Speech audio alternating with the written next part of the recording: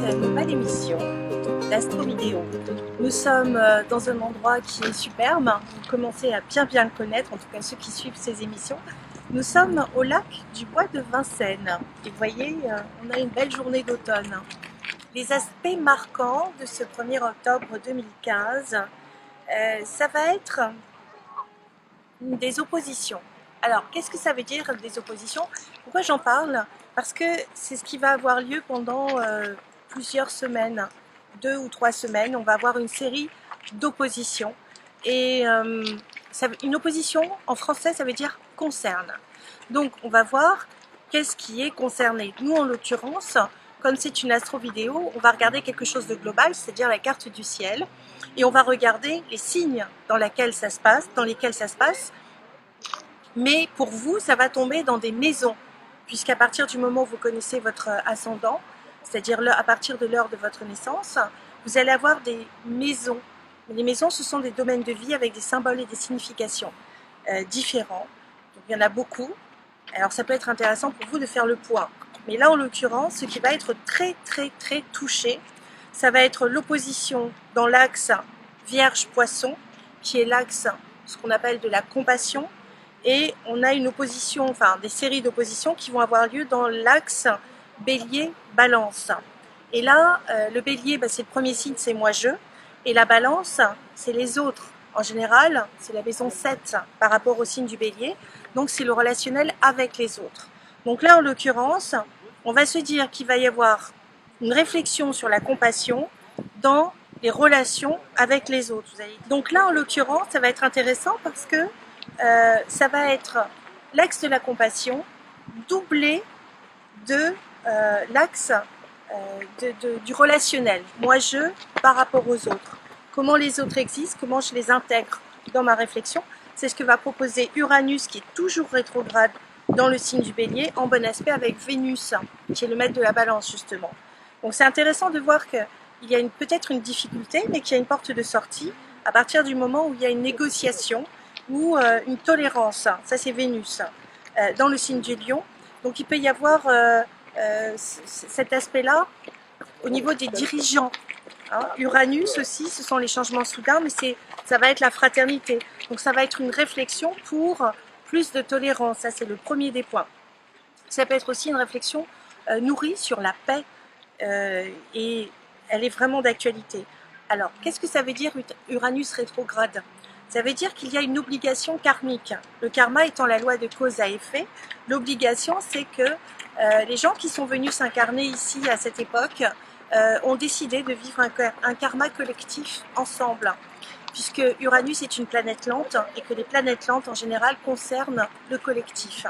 Uranus rétrograde. Alors la rétrogradation, c'est une indication que l'information arrive plutôt à l'intérieur de soi plutôt qu'à l'extérieur. Et c'est ça qui est intéressant, c'est qu'il y a une réflexion intérieure de transformation, de changement, de désir de liberté, de se séparer d'une situation qui pourrait être ressentie comme aliénante. D'autant plus qu'il y a le carré latent. Alors un carré, c'est 3 signes d'écart, 3 signes de 30 degrés chacun, ça fait 90 degrés. Vous allez dire, waouh, c'est très technique. Mais oui, mais c'est le cas. Et c'est un aspect de changement de civilisation. C'est ce que j'avais annoncé en janvier 2011, lors de ma première émission sur Radio Anguin. Donc là, en l'occurrence, on a ce carré qui va continuer à exister pendant 1 an et demi à 2 ans encore, puisque ce sont des effets de traîne. Il faut voir que c'est comme un accordéon. Une fois, ça se resserre, une fois, ça s'élargit. Donc là, en l'occurrence, c'est avec Pluton, sauf que Pluton, lui, apparemment, est de nouveau direct. Alors, ça veut dire qu'il y a un retournement de situation sur une réflexion que vous avez mûrie en profondeur. Uranus, en ce moment, aujourd'hui, fait un carré avec la part de fortune, c'est-à-dire le sentiment de joie, dans le signe du Cancer.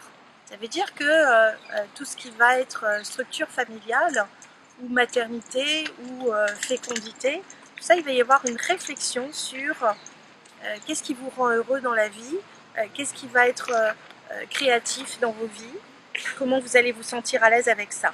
Heureusement, Uranus fait un bel aspect avec Chiron. Chiron, c'est la blessure ou le guérisseur. Et là, en l'occurrence, c'est le guérisseur qui se guérit sur une blessure. Donc il y a une réparation profonde entre Uranus dans le signe du Bélier et le signe des Poissons, puisque Chiron est dans le signe des Poissons. Or, justement, ces deux points-là sont extrêmement importants, puisque c'est eux qui vont, entre autres, faire partie de l'opposition avec, pour Uranus, la conjonction Soleil, Mercure rétrograde, le chemin de vie dans le signe de la Balance. Ce n'est pas anodin, ça veut dire qu'il y a un désir très très fort de se réorienter, de reconstruire. Et il faut savoir que dans les oppositions, on a aussi Neptune qui elle est rétrograde. Là encore, c'est un karma, karma de compassion, karma aussi qui concerne la spiritualité.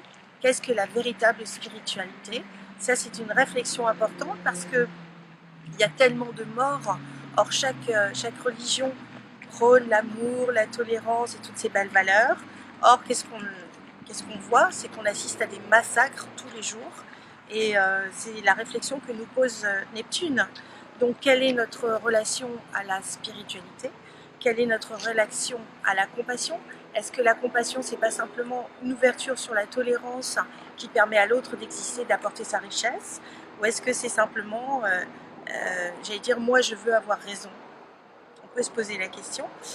Donc il y a une opposition entre Neptune et Jupiter. Jupiter, le symbole des dirigeants, des lois aussi, puisque c'est dans le signe de la Vierge. Donc est-ce qu'on se met au service des autres avec la loi?